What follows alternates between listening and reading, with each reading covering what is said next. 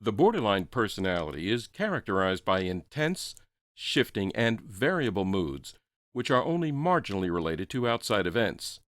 The emotional life of a borderline personality is inherently unstable and may suddenly erupt in any direction without any system or warning to it.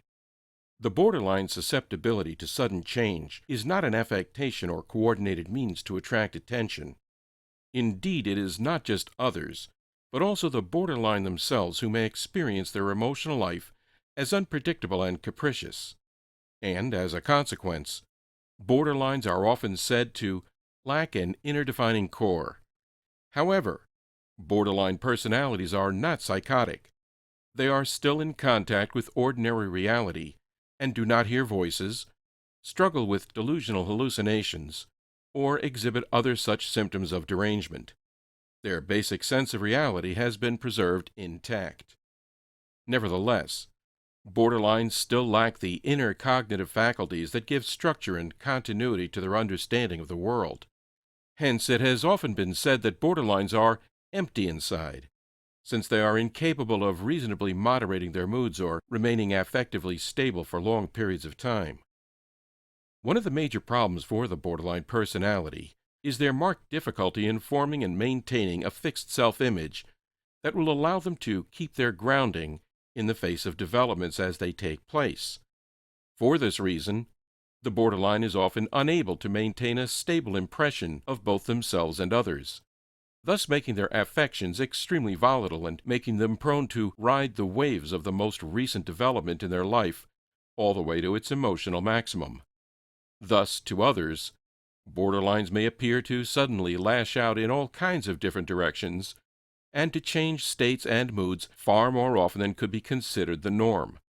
Severe examples of the borderline personality may thus run through a succession of seemingly discontinuous states, such as love, hate, anger, insecurity, idealization, and blame, all within the hour. Since they have no fixed self to anchor them and keep them grounded, borderlines are frequently at the mercy of their environment and their own insecurity. Borderline personalities do tend to form images and impressions of themselves and others, and these images do tend to stand in some relation to objective reality. Even though their impressions will frequently be found to be delusional, the borderline is disturbed, not insane. However, the images that are formed in the borderline psyche tend to fluctuate excessively.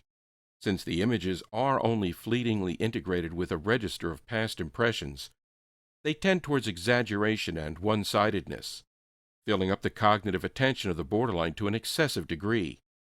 A small amount of success may set the borderline on the path towards delusion of grandeur, leading them to feel uniquely gifted, superior, and entitled, until a minor setback pops the balloon and sends the borderline wailing in a struggle to make sense of a new influx of violent emotivity, prompting the borderline to feel worthless and incapable of fending for themselves.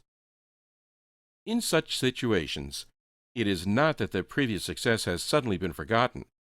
Most of the time, the borderline will remember it perfectly well. Rather, it is as if the past experience has lost all cognitive and emotional value, and the borderline is unable to fall back on it to moderate his present distress. Like water being poured through a sieve, the borderline is unable to capture and hold on to the psychic significance of what took place. Thus, past successes cannot be drawn upon to moderate present failures, and vice versa. Since the borderline has no inner anchor by which to counterbalance what is happening in the now with what happened in the past, the psychic organization of borderlines tends to conform to a pattern known as splitting. This refers to a cognitive tendency to separate or exaggerate value judgments into all good and all bad, all black and all white. In psychodynamic theory, the function of a stable self is to moderate and synthesize past and present experiences into a continuous understanding of reality, through which new experiences are cognized without the stressful dealings of being completely filled up and thrown about by every new development. By synthesizing judgments over time, the mature individual reaches a worldview characterized by shades of gray, where everyone contains some good and some bad. But since the borderline personality lacks such a self, their judgments will frequently remain on the level of all good and all bad, and they will frequently be unable to react in a measured manner to outside developments. Normally, this rather primitive mode of cognition will come to be replaced by more sophisticated means as the person matures.